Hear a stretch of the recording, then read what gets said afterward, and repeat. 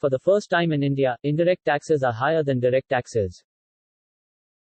This new move means that the indirect tax rise is only hurting the consuming common citizen more than anyone else class because consumers pay equally by the same amount they consume. While the rich are making big money out of the GST loopholes, which is keeping them happy and uncomplaining, perhaps an estimated 5% of India who has enough power and influence to direct the media in the direction it wants them to sing, it is not hard to understand why this reality is veiled from the simple sheep standing in the public spectrum. Imagine having to pay heavy taxes on everything one buys. These inflated indirect taxes are stinging the poor more than the opulent class. The wealthy affluent often boast that they are the only taxpayers in India, unaware that the poor common lot are being squeezed dry and often cry while draining their pockets. The government is doing great injustice by surging the indirect taxes even higher than the direct taxes. The devious plots weaved into the indirect taxes are making the government rich at the expense of draining dry every consumer citizen. Sales are low because consumer goods are soaring, and at the same time, production industries are ebbing. Ever since demonetization, thousands of millionaires and billionaires have fled the shores of India and gone to greener pastures abroad. Factory manufacturing is at the lowest tide ever.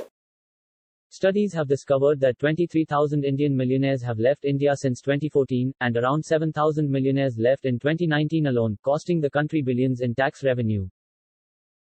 Since 2015, nearly 9 lakh Indians have given up their citizenship.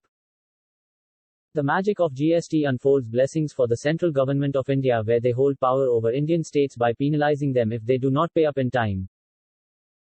The central government also has taken a huge share of sponsored projects in a bid to advertise Prime Minister Modi's image. The opulent class does support PM Modi because he supports them. The poor keep thinking that he will lift them out of poverty. However, India has slipped back into poverty, all conveniently now blamed on COVID-19 and the Russian-Ukrainian war, but all this was transpiring long before this, and in fact, the huge crash came after demonetization. Taxes on fuel and central taxes are cess taxes that will only build up the central government building up the exchequer, but this same money is not pouring back to the public to strengthen them. In fact, the lavish lives lived by the central government with fancy airplanes and rose petals poured over places and lavish monuments and funding for events are only from public indirect taxes and cess. Right now, oil, goods, vegetables in the markets, electricity, and fuel prices are surging in India, and this will help the affluent class more than anyone else. Put together, they have made a bumper harvest of taxes from the sale of petroleum.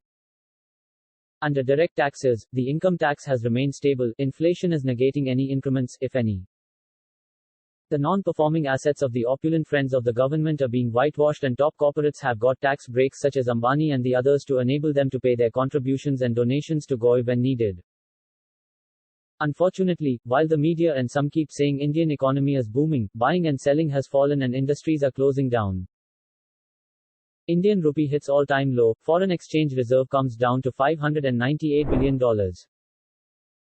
The Indian rupee has gone over the 77 per dollar mark for the first time, owing to rising crude oil prices and a growing trade imbalance.